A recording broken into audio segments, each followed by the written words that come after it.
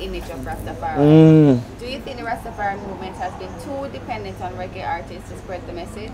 Over the years, reggae artists do the service to Rastafari and dependence upon reggae artists and things still. There's always what you call counterfactual now. What if? Just as how I can know, say, some youth, and it's always a minority. I say this is the thing we have to be careful of. It's never the majority. It's always a minority who stray and do some things, and then we make a statement, make it sound like it's a normal practice. That is not the case. There's a lie. Seeing? So just as how we can know, say, some youth who say them do reggae music, do some negative vibes. We can show you enough more youth to do music. We do more positive vibes, so we don't get distracted by them and things still. And people want to emphasize the negative because it becomes a distraction from what really important. So I can see the amount of good where reggae has done, not just in Jamaica, but the whole world.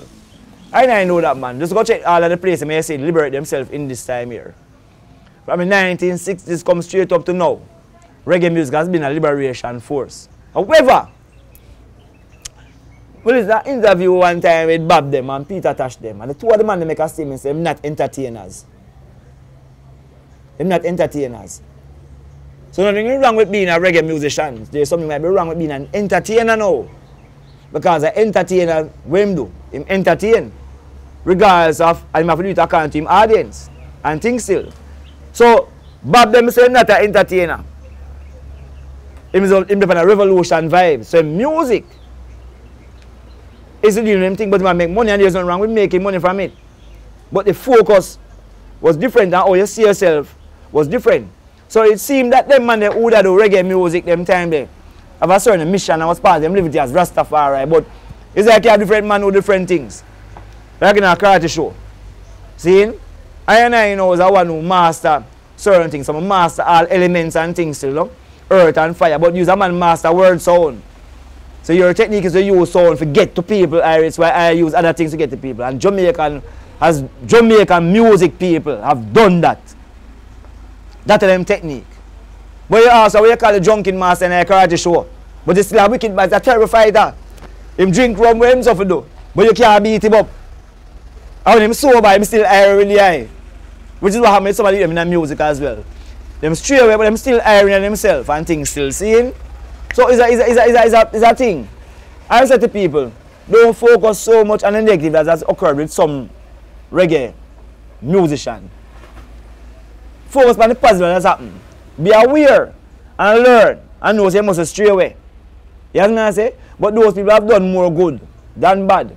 Jamaica has never been dependent upon reggae artists. Rastafari is dependent upon reggae artists for anything at all. But reggae is a vehicle. Music is a vehicle through which word sound go out and stimulate. It's like a stargate. So when the brethren goes and hear the music, it stimulates him, as him start to think. Remember now, there are many pathways to the mountain top, but once you're there, the view is still the same. So it might mean say it's reggae stimulate them on the ears, like how we know enough youth rise up with scissor music one at a time. And you have this generation of youth who rise, I talk about bridge builders now, you know. You have this generation of youth who rise up with highway music, it's a different set of music, you know. And you have somebody rise up from Bob the music. And it was always to challenge what was existing. I'm call Sizzler name specifically, I never call Buju Banton name, you know. I'm always coming to the interview, I call Sizzler. Because Sizzler was a youth who bring a certain kind of consciousness whereby he almost go in a kind of hermetic state. That's why him just come out. He would like a hermit, all my people around him. I don't want to run him with no money in your pocket. I don't want to read him this or that and not. So him do a serious thing. And then, just like how things move on rhythm, it rise and it have a fall. And then you like highway and rise up now. We're gone past Lord and John, them thing there, you know. And I talk about you, just this highway music. But then highway was a bridge in between. They have the next time who come in, like Janine and them youth there still. You see what I say? All them youth there. I'm use Janine. Why we use Janine? Because it's Janine, believe me, it's the start of them youth there. But I put it like that. Meaning now say, you know them. Janine is not the esoteric and protege them move a fall on campus with their night. Usually they come round and do the music. Work for the man them man. They have Takura, them, you have a whole barrage of youth. But it's not a coincidence. Because those are the youths who really announce the Aquarian age. I remember I have to make a distinction. Bob them, Peter Touch, Bunny them, same set of man there, them tell us that the age of Aquarius is here. Like Peter Touch said specifically, we are reincarnated souls from that time, living on earth, eating our water, and this time. We are in the age of Aquarius. And the Black Heart Man album, in 1973, a whole string of albums were produced that speak to those things. But it was the introduction to make people aware. Them youth here, did that chant the music of the Aquarian age. So you used to general music, you must sing about the esoteric in it and things still. So them still do a work. But you know, as always, still for you, you're not in an absolute reality, in a relative reality. So you can have somewhere, not do what you have to do. And the majority of them are do what them to do and things still. See? Don't focus on the fact say the glass is 1% empty. Focus on the fact that the glass is 99% full. See, I'm going to say, them you do a significant contribution. I'm going to tell you something I find out with music. I find say musicians don't talk to film generation, they talk to the next generation. Like how I find say Bob them now. But it's a Bob interview 1972 when I born. I mean I realize but you come here I them virgin I talk to. Can I hear Baba say? Because remember say you will know I know you know. So if you want to do it, you do it. So I have to tell you if you do. So I say something to some youth who know so I come forward that them can do it. And we keep doing it. And I saw it again and I saw it go. That's why the generation them can say that Bob generation never accept him. But Bob never talk to them. Even if things say them talk to, I might talk to. Because they have information where you have to and them choose not to. Why you never convince a man about I Selassie when him born with you and knowing I Selassie on earth? But I who never say I Selassie physically. I go listen to what the I say. You know what I say? So the musicians never do them work. The people who don't do the music after I look at criticize as I find fault with people and find the one wrong thing. An example of that, you know, is where the man never talk about I Selassie and Marcus Garvey. I mean I say reggae music talk the most about I Selassie and Marcus Garvey, you know. See? Reggae music, I people as just to make Marcus Garvey them still around.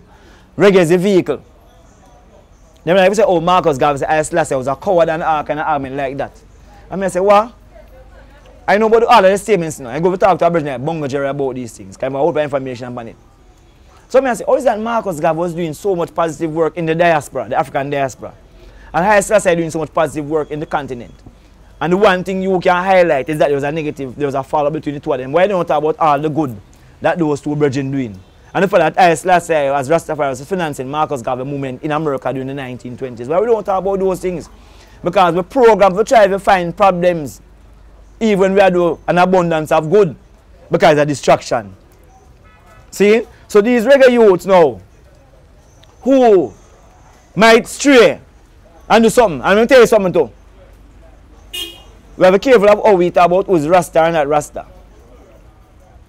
If I say I is Rastafari, I leave it to tell you that.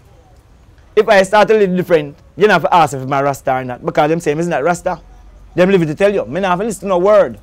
So you love people, man. You think everybody going to do the same thing what you do?